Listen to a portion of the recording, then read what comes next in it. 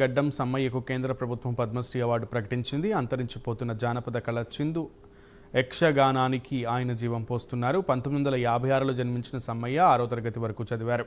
తండ్రి రామస్వామి నుంచి చిందు యక్షగానాన్ని నేర్చుకుని ఉన్నారు.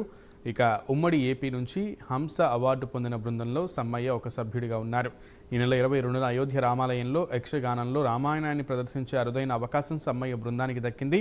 సమ్మయ్య బృందం దేశవ్యాప్తంగా 25,000 ప్రదర్శనలు ఇచ్చింది. 91 నుంచి హైదరాబాద్ దూరదర్శన్లో 150 ప్రోగ్రాంలు ఇచ్చారు. సమ్మయ్యకు పద్మశ్రీ అవార్డు రావడం పట్ల ఉమ్మడి జిల్లా ప్రజాప్రతినిధులు అభినందనలు తెలిపారు.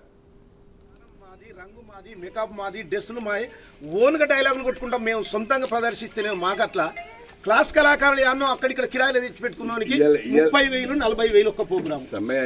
అన్ని మాట్లాడదు.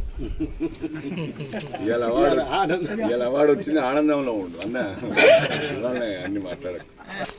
దేవరూపుల మండలం అప్రెడ్డిపల్లి గ్రామం జనగామ జిల్లాకు చెందిన చిందు యక్షగాన కళాకారుణ్ణి.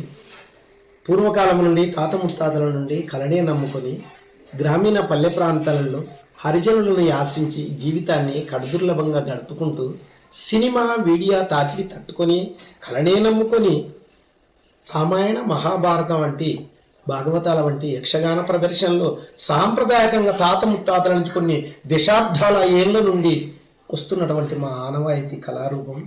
మరి హరిజనులే పేదరికంగా ఉన్నారంటే, వాళ్ళే మమ్మల్ని రక్షించిందంటే అది గొప్ప విషయము.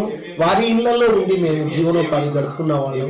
ఈ రోజున మేము 1985లో ప్రభుత్వ సంక్షేమ అభివృద్ధి కార్యక్రమాల నుంచి చొరవగా డిపిఆర్ఓ ద్వారా, సమాచార పౌర సంబంధాల శాఖ ద్వారా, క్షేత్రపశాల ద్వారా మరియు సాంస్కృతిక శాఖ ద్వారా అనేక ప్రదర్శనలు ఇచ్చి అవార్డులు రివార్డులు తీసుకొని మధ్యప్రదేశ్, బిలాయి, ఒరిస్సా, తంజావూరు